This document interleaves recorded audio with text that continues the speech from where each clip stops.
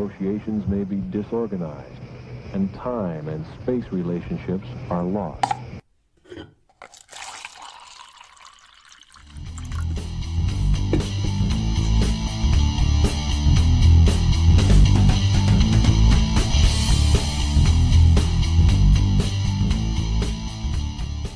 Please, everybody, welcome back to the Hippie Speedball Podcast. Meital Anderson, how you doing today? Welcome back. Good, thank you. Yeah, it's good having you back here. Thanks for having me. I know, like you've texted me and you're like, "Where's your place again?" So I guess it's been a little bit. So what you been up to these days?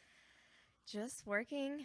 Kind of shifted gears at my job, and so looks like we got some shit to talk about then, which is actually perfect. I was going to ask, how's weed life treating you? And pretty good. So just let's update the people that might have not heard the first episode, or maybe it's been a little while. What is it that you do in the industry again?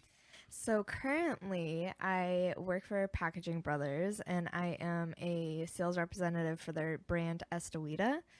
And so right now, you know, that's where my gears have shifted. I was helping them with their inventory for like the first 3 months of my job there, and then shifted gears, and now I'm in this new position. I'm really liking it. Nice. I was gonna say, how was it? Like, so you were doing inventory specialist, so were you just kind of like just keeping track of everything going to the dispensaries and like keeping like the BioTrack stuff? Yeah. So putting together orders for the sales reps and putting new inventory into the system so that the sales reps have inventory to sell, and basically organizing it on the shelves and things like that.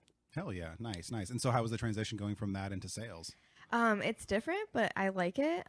It's a lot of cold calling to accounts and just getting to know them and introducing ourselves and making sure they have it's kind of fun, menus though, and things isn't like it? that. No, it is. Doing outside sales is actually kind of fun if you really like the work that you're doing. Yeah. Like, because you're kind of, are you kind of like, you're maintaining your own CRMs and everything like that, and so all your own clients and everything? Exactly. Are you kind of like picking your own hours? Are you able to kind of like go about whenever you want, or how you working things out? For right now, I'm just doing the normal like 8 to 4:30 shifts, but I might shift that a little bit later because shops seem to be opening at later times, and the majority of them at least, but it gives me time in the mornings to just get my things together. I'm also helping them run their Instagram account, and so I kind of do that first thing in the morning and then throughout the day as well. So nice. Sounds kind of familiar. Running an Instagram account. That's what I do. Yeah. Good old Shelby over there. Everybody that's listening / watching, we got a microphone for Shelby now, so you can hear his beautiful voice chiming in every once in a while. So go ahead and continue. Yeah, but no, it's been good. It's been nice. Hell yeah. It kind of gets me back into that swing of things with talking and networking with people. Yeah, for sure. And from that shift from Top Shelf. So yeah, definitely. And going from like the Budtender to being behind the scenes and coming back out, it's probably like kind of a weird transition, but it's pretty fitting. I mean, with everything going on, having to transition from being indoors to going back to the outside world. So it's kind of fitting that you'd have to do that on an occupational sense too, I guess. But no, that's really fucking cool. That's awesome. So, I mean, what are you doing to maintain like your CRMs and stuff like that? Do you have any specific software you're using, or just Word documents? Right now I'm just using Excel or not T-Sheets, Google Sheets. Yeah. Okay. Yeah. Okay. Nice. I wasn't even using anything that fancy because I was doing outside sales in the booze industry. Okay. And so like, doing like placements I was working for a couple of different distilleries. So I'd go to liquor stores, bars, and try to get them in there and everything. And it was a really fun job, but I was just using Word documents for all of my shit. It would be like, this area had it like broken up into regions and then numbers and what they carry and stuff like that. So that's really fucking cool. That's awesome. Yeah. And so, for the people that don't know or haven't listened last time, to go into the cannabis industry, you actually started in the pharmaceutical industry, which is really, really cool, really interesting. And I wanted to kind of educate people on what that transition was like. So what were you doing in pharmacy again? I was a pharmacy technician since 2008 is when I graduated and got into the pharmacy world. But I basically, the pharmacy technician kind of does all those steps before the pharmacist does the final check and consults the patients. So we get the prescription, enter it into the system, make sure it's valid, and fill the prescription needed for it. Count out the medication or weigh it out or measure it out.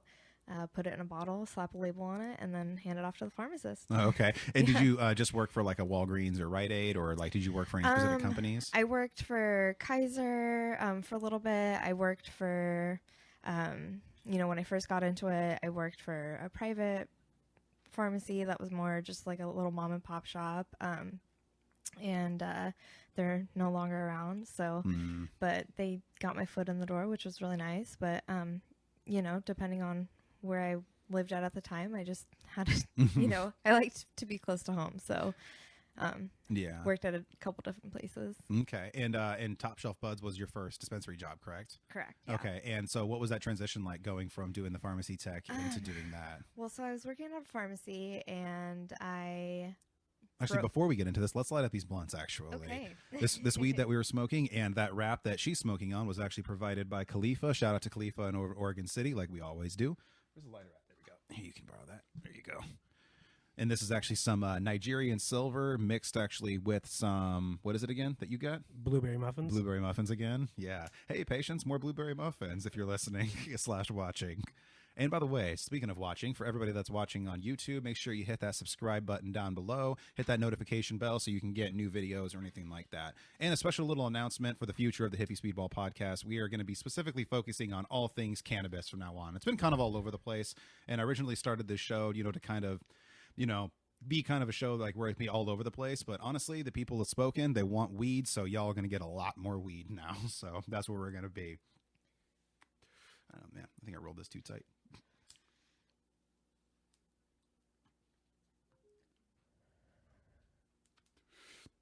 Okay, you know, to transition from pharmacy tech into cannabis.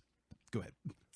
So I was working at a pharmacy, and then it was 2017. It was Veterans Day weekend, and I was bored, so decided to go rollerblading at Oaks Park, and Fuck yeah. ended up breaking my arm.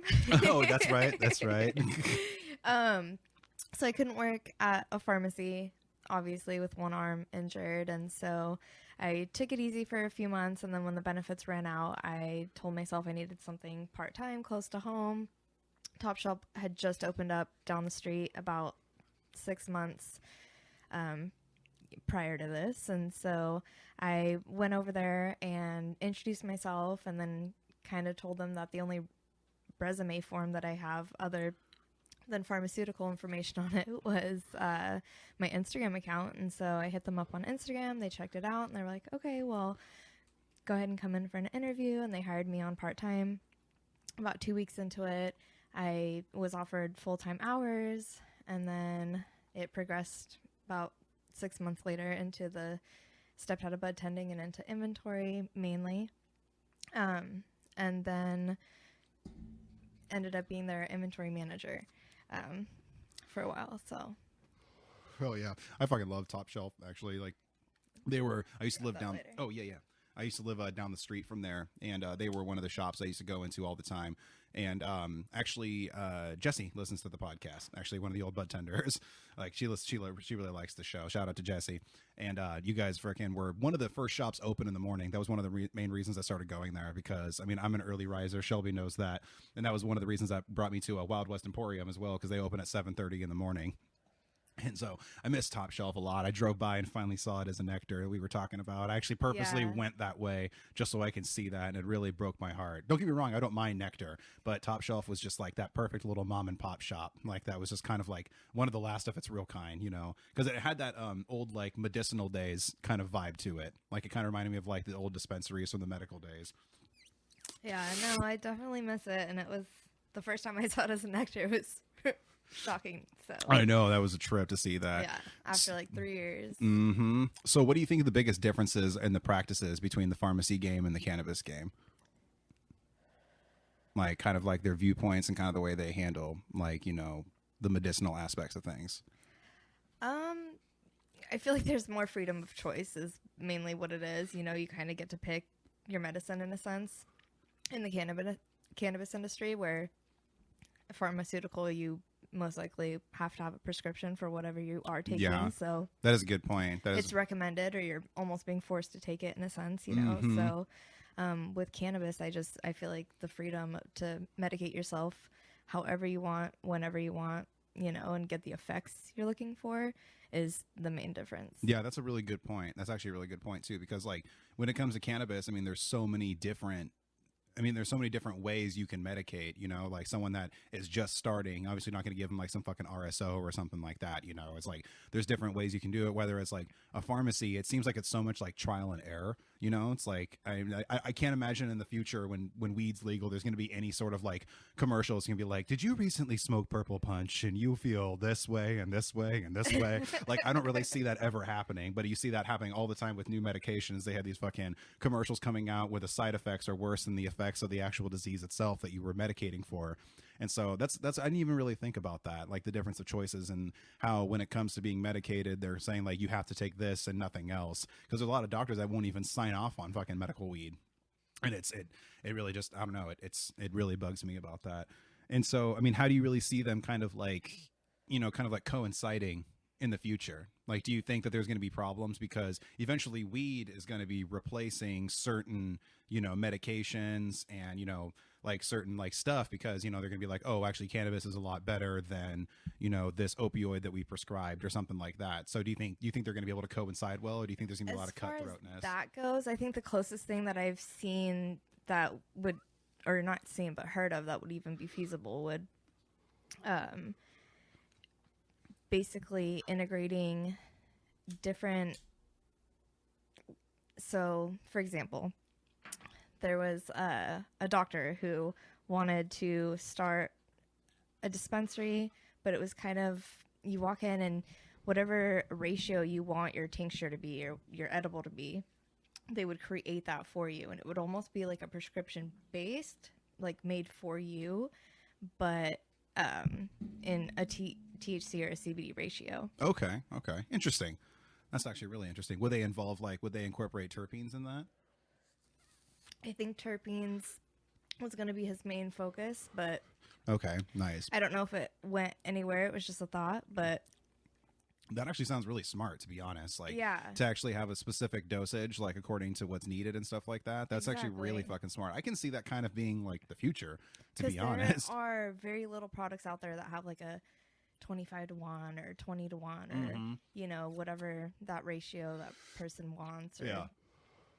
It's more like a 2-to-1 or a 1-to-1 or something like that. It's usually really small ratio. So doing those more concentrated doses is really smart.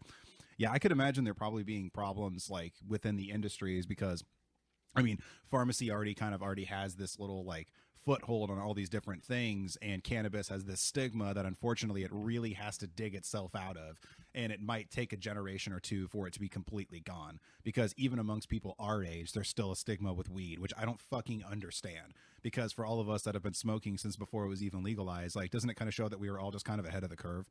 Like, I mean, really, it's like, isn't that kind of like we were kind of right the whole fucking time, you know? And we were talking a little bit more about this. This is kind of a transition off of pharmacy. We were talking about the MORE Act. And so you never really heard much about that, have you? And so, which is crazy, because I'm surprised it's not getting more media attention than it is, because you have to really be like reading like High Times, or like it's only like in specific articles and everything. But for those that don't know, the MORE Act is actually a law that just passed the House. It's sitting on the Senate floor right now, which now that the Democrats took over the Senate, it's most likely going to pass. But this is the end of federal prohibition on cannabis, and it is finally going to be over. And this is something that's fucking almost 90 fucking years in the making that they've been needing to pass this. And it's called the MORE is an acronym for something. It's the Marijuana Order and Reformed Enforcement or something like that. Can you look that up for me, bud? Thanks, appreciate it. Is it MOOR? No, MORE. Yeah, just MORE Act. But one of the first things on the MORE Act, and one of the things that we talk about on the show, is they're going to completely change all of the usage of the word marijuana to cannabis. So they're going to completely like disassociate with the word marijuana because of the negative connotations associated with it. Which, for a lot of people that don't know, marijuana was actually chosen to be the word for cannabis because it sounded ethnic and foreign and scary at the time to people, and it was, you know, obviously off the Spanish word marijuana, and so they used that to scare, you know, racist people at the time into trying to criminalize this plant and do this. And that's why there was a lot of politics and everything like that was involved in the criminalization of it. And so that's one of the first things they're going to completely disavow. Like, and that's why we always use the word cannabis on here. Like, we recorded an episode, but we were having a little bit of issues with it. And he kept using the word marijuana, and I had to correct him. Wait, that one's kind of sitting on the floor right now. I haven't released it yet, but I was like, hey, bro, stop using the M word. You don't want to use that too much. Yeah. Did you find that? Yes. So it stands for Marijuana Opportunity Reinvestment and Expungement Act. Expungement. That's what it was. Yeah. So they're also going to expunge all nonviolent marijuana offenders, cannabis offenders. I did it myself. Jesus Christ. See, drop it in the ear and it just fucking comes out. So what do you think about all that? No, I feel like I've been seeing a lot more cases being expunged, and that's what's being advertised more so than the act the act itself. So but no, I think it's great. It's about fucking time, right? Especially the nonviolent, the first offenders, like depending on certain circumstances, I think that it is. Yeah, for sure. I mean, if you you went and you were robbing somebody for a few pounds and you shot them in the process and stuff like that, then it's like, yeah, that you should probably sit in jail for a minute in my eyes, just kind of think about what you've done. Maybe not for the 20 years they're probably going to give you for it, because that's a little much. Because honestly, you can learn a lot from only spending 5 years in prison. That'll completely change someone's life. And so some of the ways that they'll throw different offenses at people are pretty intense at times. There's still places in the Bible Belt that will give you fucking 20 years for a goddamn joint. It's ridiculous. Isn't that crazy? Can you imagine going to jail for that long just for a little baggie of weed? No. And they just basically treat you like you're the fucking devil. That's insane. No. Me and Betsy were in Arkansas, and I didn't realize that you can get 12 to 20 years for just having one bowl, and we were smoking weed like we were in Portland. No shit. I didn't realize that was the law there until about 2 days ago. Yeah, dude, it's insane, which is crazy because there's a lot of weed smokers in Arkansas. There's a YouTube channel I just recently started watching, and he's in Arkansas, and he's fucking smoking blunts on every single fucking episode. And so, yeah, I don't know. I'm excited for it to finally end, though. I'm excited for people to finally get their shit together. And I was actually I was training to become a firefighter. And that's one of the main reasons I'm kind of holding off on it right now, because weed's about to get legalized. And there's a lot of firefighters that are pushing to be able to use cannabis, because I don't know if you're familiar with the firefighter shifts and how they work, but they work 24 on and 48 off. And there's no reason why they shouldn't be able to smoke during that fucking time. Right. There is no goddamn reason why they shouldn't be able to. And so there was a handful of Portland firefighters that were trying to push for it in the union. And they were trying to say, hey, let's develop a new drug testing policy that says hey, have you smoked while you're on your shift?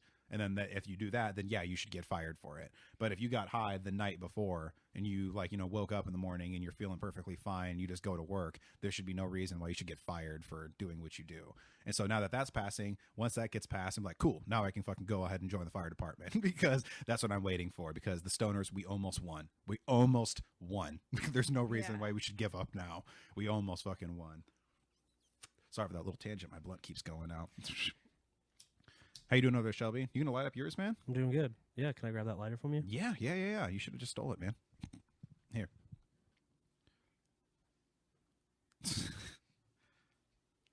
You doing okay over there? You look pretty baked. I'll spark mine up. I kind of pre-baked. Oh yeah, that's right. I'll spark mine. Yeah, we all did smoke a nice little fat bowl in that bong right before we freaking started here.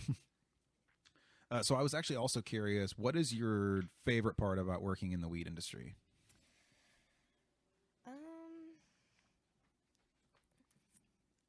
I would just say being able to help all sorts of different people and issues. Okay, just kind of being kind of still having that more genuine pharmacy kind of approach, I guess. Yeah, no, for sure. Pharmacy is just going to be a part of me, I feel, so. Do you feel like you can help people more in cannabis than you could in the pharmaceutical field? Yes and no.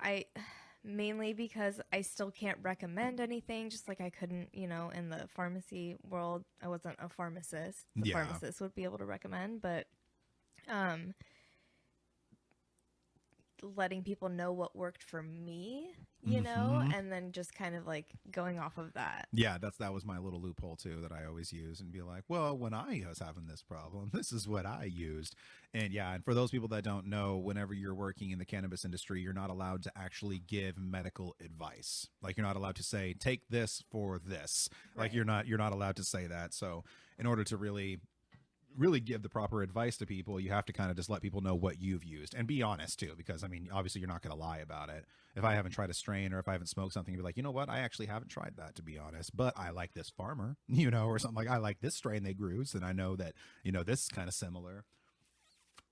Hell yeah. So what's your least favorite part about working in the industry?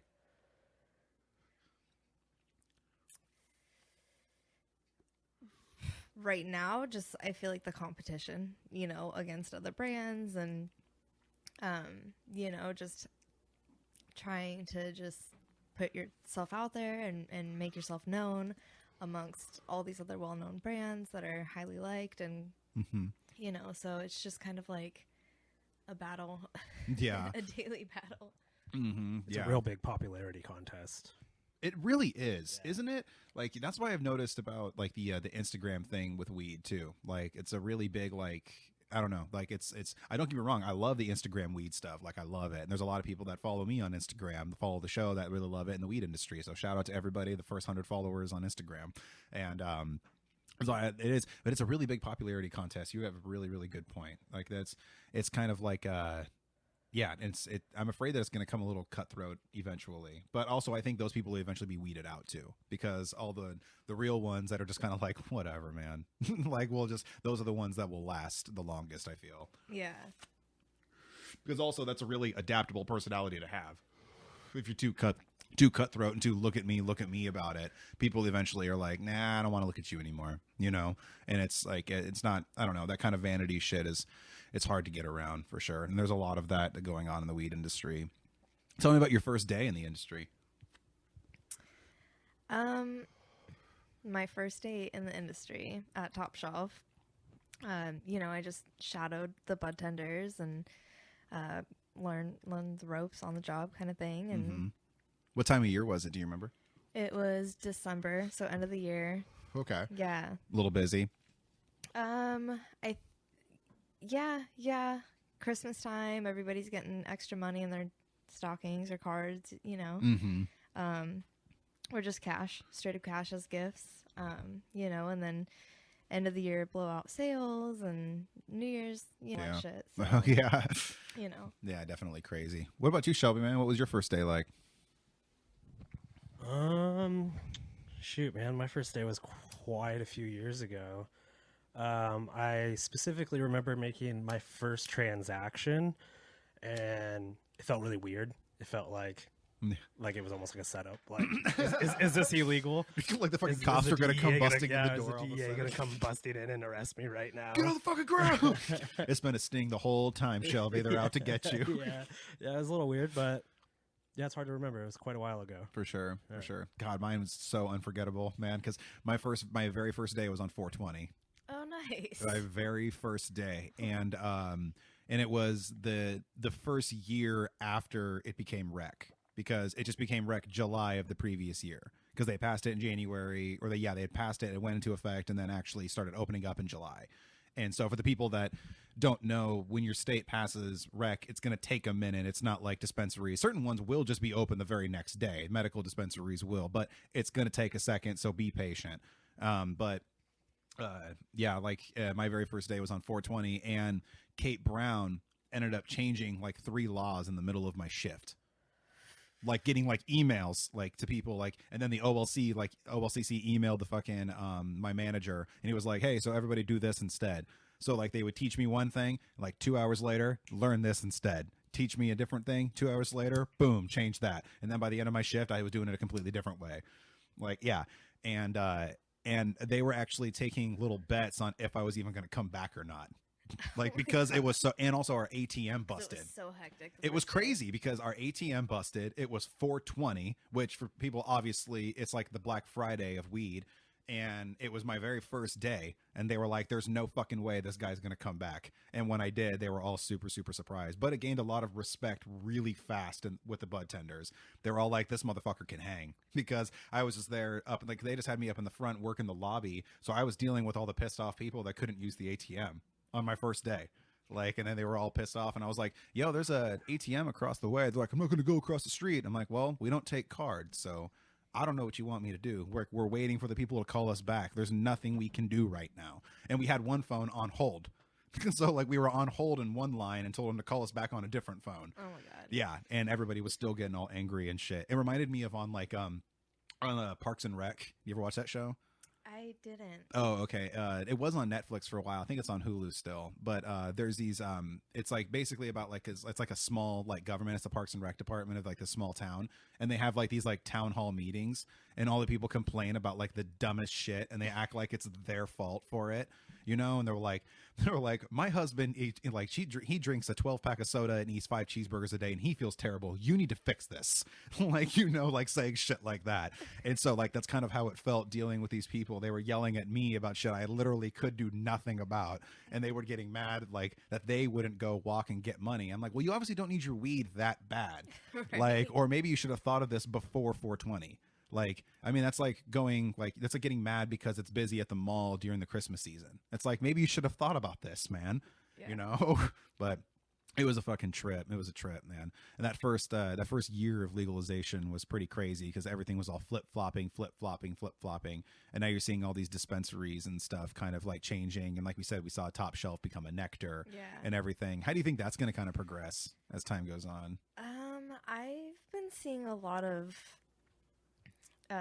retails switching licensing names and just becoming other shops or under new management, so to speak. So I think that's just going to be ongoing. It's just going to keep happening. Do you think it's going to pose as a problem eventually? Not necessarily, but I mean, I think, you know. You don't think it could, though? It could. It could. I mean, someone could end up monopolizing in the wrong way. That's true, because there are definitely some shops out there that have taken over, mm-hmm. you know. But at the same time, I don't know. I think the customers probably get irritated because, you know, they go to a shop for X amount of time and then all of a sudden it's a new shop and new people, new budtenders and stuff like that. And that can get a little frustrating as a customer, especially if you have a really good repertoire with a budtender. Exactly. Like, and because I remember that happened when I was first going to the Khalifa. Like, and I love everybody there, don't get me wrong, but it was the same batch of people for the longest time. And then it kind of got switched over and everybody started rotating through and shit like that. So it can get a little frustrating, but I don't know. I hope it doesn't get too monopolized. Do you think there should be like some sort of cap that people could like maybe own X amount of shops and not be able to like buy up too many? I mean, that would be nice because it seems like the shops that are taking over either, you know, do prepackaged weed and that's, you know. I like the deli style. I do too. Yeah, I like where you can sit there and weigh it out. It feels like old school, you know. Yeah. It feels like when you just would go to like Tony's house, you know. Yeah, and it's fresher, you know. It's not sitting in a bag getting dry. So, you know, it's just it would be ideal if there was just a cap. Yeah. You know? Yeah, exactly. Because a lot of those times, wherever it is like prepackaged, a lot of the containers that they use like aren't really like good, like air fresh containers. It's just kind of like just like a, you know, it's just got like a thread cap on it. You know, it's just like a little tiny jar with a little thread cap. I mean, it's like, it's airtight, but it's still not the same, or you those know? Mylar bags. Yeah. Those really dry them out. Oh, yeah, for sure. Definitely. Sometimes it can be nice when it gets dried out because I roll a lot of blunts now. Like, and so I need something that crumbles up a little easier. If it's too sticky, I end up like burning through too much of it too fast. There was this strain I was getting. I really love smoking. It's called the Vision. Have you ever smoked that before? No. Yeah, they have it over at Khalifa. It's on like their like discounted shelf, but it's fucking fire. Like it's super stinky and really sticky. It's like that bud you like wish that your guy would sell you back in the day. Like that really like chronic shit that would keep you coming back. But smoking a blunt out of it was difficult as fuck because it was so sticky. Like, and it was like the biggest piece, like the smallest piece I could get was like that big. Like, so it was like almost impossible to actually, like, I almost needed a fucking grinder on of it. But for people that don't know about rolling blunts, it's not good to grind them up because if it gets too compact in there, it's not going to smoke right. At least in my experience. Yeah. So now that you're kind of going from inventory to sales, where do you eventually want to progress in the industry? Probably just education, product education, brand education, you know, just going around. Hell yeah. Around to different dispensaries or different places and events once, COVID is not a thing anymore or whatever. Okay, so what do you want to do with education? Like, I mean, like, just, what would be your dream job? Probably just whether it's a brand or certain products, just educating people about the products and what they can do for you, and whatever that might be. Not Hell yeah. Yeah, that's actually really smart, because I think that's going to be really a good next step, like, for that, because that's fucking funny that you mentioned that, because we've been talking about that too a lot, me and Shelby, about maybe like, and I have this homegirl that I'm working with, and we're kind of talking about developing this like almost like a Budtender like training course, like an education type thing that can be really universally like known, because there's a lot of misinformation amongst different dispensaries, and a lot of people don't know certain things, and this would be a really good way. So it's like, maybe like get in with like a chain, so they're like all their bud tenders go to this course, and then make it an in-person course too, and make it run from 8 a.m. to 4:19. So like it's out right before 4:20, and then make it in a smoke-friendly place so y'all can light up at the end of class. That would be really cool. Wouldn't that be cool? And it would obviously, it'd make it fun, and then go all the way from the history of history of cannabis, like the first usage, like in fucking old documents, all the way to, fucking Zach Galifianakis lighting up a joint on Bill Maher, like go all the way through that evolution, and then just teach everything, like about like have a whole day on terpenes, have a whole day on like genetics and strain lineage, because that's something that's really important for people to know. That's really cool. Yeah, the company I work for is planning on doing like an university style, so like Budtender education on our products and the history behind them, and where the name came from and things like that. So I think it's going to be great, and that's awesome. I'm excited to see it. Fuck so yeah. It's definitely in the works, and once it's a thing, I'll talk about it a little bit more. Hell yeah, that's awesome. So. Yeah, see, now I'm kind of kicking myself in the ass, because that's exactly what my idea is, like doing something like that. Like that was like, and I told my friend we should have started this a long time ago, and I was like, fuck it, let's just do it. I was like, all we need to do is go to a dispensary, and let's rent out like a classroom for like a week, and then boom, we'll just have the first session, see what they think, and then we'll just make it a thing. Yeah. And we should have started it a long fucking time ago, like I said. I think ours is just going to be like a one-time thing, and like we just see, and that's what I would want. Make it like a week-long course that they just have to do like once when they first start. Like that's what I would want to do. Yeah, I think ours is just going to be like a few hours. Or, oh, really? Okay. Okay, so I can still do this. Cool, awesome, perfect. Never mind. Idea's not taken. And she also said that hers was about their product. That is so true. You can do other people's products. That is true. Because this is all just about weed in general. Yeah. This is specifically on our products. That way the bud tenders can go back and educate the customers and educate their other employees that weren't able to attend. See, that's the smart. Education. Because I worked as a brand ambassador, and that's something that would have been really cool to have. Yeah. Yeah, that is actually really fucking smart for sure. Do you work with brand ambassadors when you're doing sales?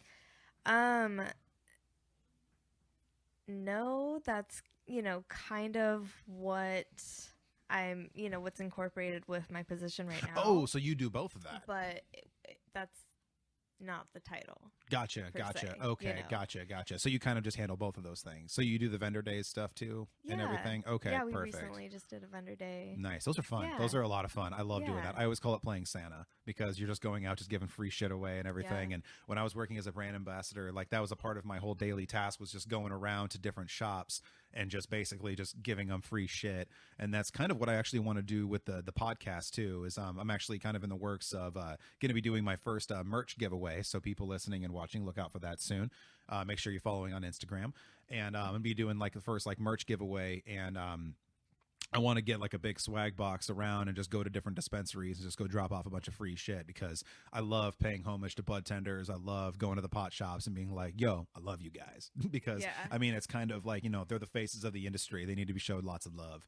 And when I was working as a brand ambassador, I was working just kind of doing that stuff, and my homegirl was working sales. And so we kind of worked as like a 1-2 punch together. Like I would go butter them up with gifts and stuff, and then she would come over and then just make the sale and everything like that. So that's kind of cool that you're able to kind of do both.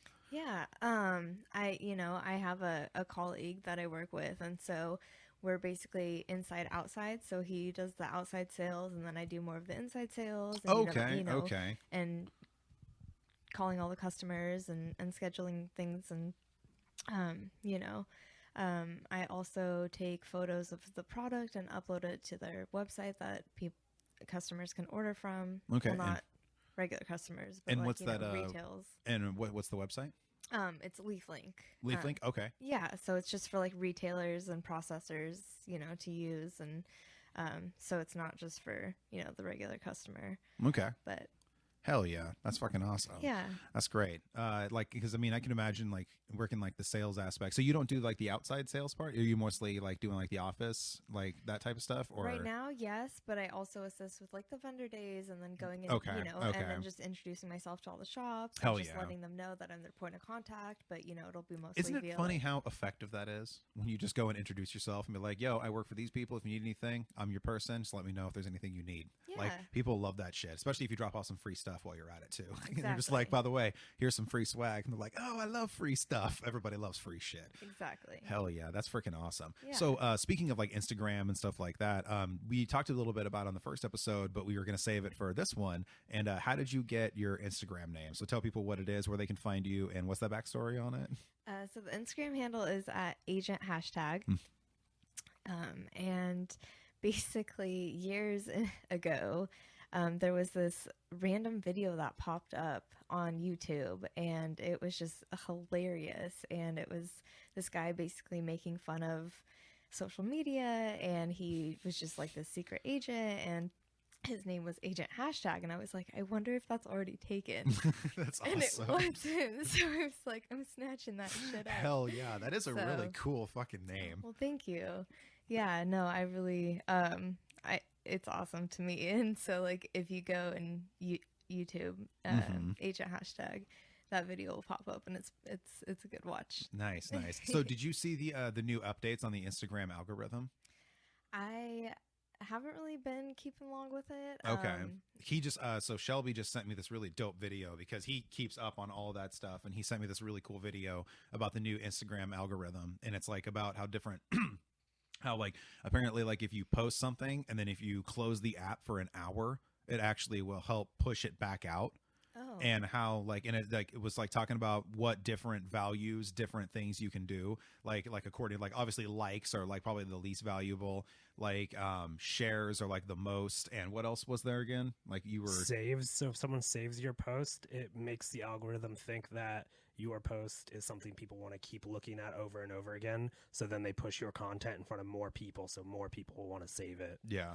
Okay. And there's all I these did different kind of see a little bit of that. go yeah, around. and there's all these different updates with it, so I thought I'd share that with you and then the Okay. people listening and watching, because I'm so new to all of this social media stuff. Like you were talking about a guy making fun of social media, sounds like me, like because I used to be one of those people 100%. I took years off of social media, so this whole building is like basically from scratch, because I have a handful of homies and family that listen to the show and watch the show, but most of the people are all strangers, and so pretty much everything I'm doing is all completely from scratch because I took such a long break. So I'm learning all this different stuff, and like I was so happy just to break 100 followers on Instagram. Like that made me super happy because I was like, that's really cool. But I mean, like you got like thousands and Shelby's got thousands, and but this is all like foreign language to me. So how did you build like your following on there? It did take a couple of years, and so it wasn't like all at once. It was just progressively. But I honestly, I don't know. I feel like a lot of them may not be actual like People. Exactly. Okay, like bot accounts. Exactly. And so I'm still kind of filtering through that, and it's just like a lot to go through. And Yeah. and so honestly, I can only go through so many a day before Instagram will like block it. And so all of a sudden it'll say you can't see who you're following or who's following you. And so I'm not able to like follow or unfollow for like a period of time. So eventually it just like won't let you. So what do you mean? Like It won't load. Like it just says it can't load your followers or your. Oh, so it only show you a certain amount basically at that time. Okay. It just won't load them at all. Oh, that's weird. Yeah. It won't load them at won't load them at all. No. Fuck. That's weird. This is like big follower problems. I don't know. Like, 'cause I only got like 100 people. This is something you have to deal with too.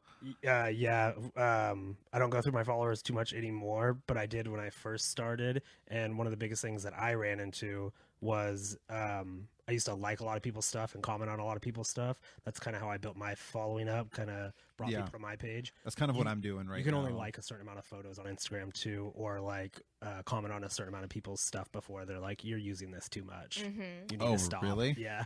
Interesting. Yeah, they like to block you from doing certain actions, and so it's frustrating. What? Instagram, what the fuck? Like, that's weird. Like, okay, so if I want to like go through a follower purge and just go and purge a lot of accounts, it just will only let me do so many before it just cuts me off. How many does it normally let you do? Depending on how fast I do it, you know, between like 25 and 50, and then it's just like, nope, you're cut off. Oh, interesting. Okay, yeah, I'm not usually on there that long. I usually follow maybe like 10 people a day or something like that, and I comment on a few, so I don't even think I'm talking about even like just deleting, like going through like a list of followers and then just going through and just like hitting, you know, unfollow on the list. It will just cut it off and say it can't load this list anymore. Yeah. That's fucking weird, because it's something I'm gonna have to learn about as this thing goes on. Because also I know people like, aren't there people that like buy followers too? Yes. On Instagram? That's the thing. So I'm always wondering about certain accounts that I see, and like they only have like a few posts, but they have like 15,000 followers, and I'm like, I don't know about that one. You must be a really popular guy amongst your circle of friends. And even the few posts that they do post is like old content. So it's not even anything recent. So you're just wondering, like, okay, is this even a live account? Yeah, for sure. Definitely. Yeah, this is all so new to me. So I don't know. I'm kind of glad that we had this little conversation, because you guys know so much more about this shit than I do, because I don't know dick about this stuff. And so let's go ahead and transition and talk about the Budtender Awards. And we got a little bit of conversation about that. So have you been nominated? I've been nominated for a few awards. Congratulations. Hell yeah, that's awesome. Yeah. I'm gonna put like an applause sound right there, probably. Right there. Let's put a fake studio audience on there. No, that's fucking cool. So what are the awards you've been nominated for? There was a couple different categories. The main one that I'm going for is the Spotlight Award. And which one is that again? Which is for personality and just, you know, being out there and hell yeah. And you know, being a positive influence in the industry. Nice. That's cool. Yeah. That's cool. Yeah. So are you able to do that even though you're not technically a budtender anymore? Honestly, I'm not sure. I think that you legally have to be a budtender at the time. Okay. You know, so that's something that I'm definitely working on, you know. Are you going to be going down to Vegas regardless? Yeah, I think so. Us too? Yeah. We're going. Yeah. Yeah, we're definitely going to be there. So we got to freaking party it up together. That would be a blast. We're probably going to be staying on the main strip somewhere too. Yeah. Because I've actually never stayed on the main strip. Okay. I've only stayed on Fremont. Nice. Yeah, but I love Fremont. That's where I usually end up anyway. And for all the people that have never been to Vegas, there's 2 Vegas strips. Look into it, actually. There's the main strip, and then there's downtown Las Vegas. And that's going to be a lot of fun. And I think it's at the Mandalay Bay, right? Yes. Yeah. Hell yeah. That's awesome. I've been following them and talking to them because somehow I got nominated for a Budtender Award.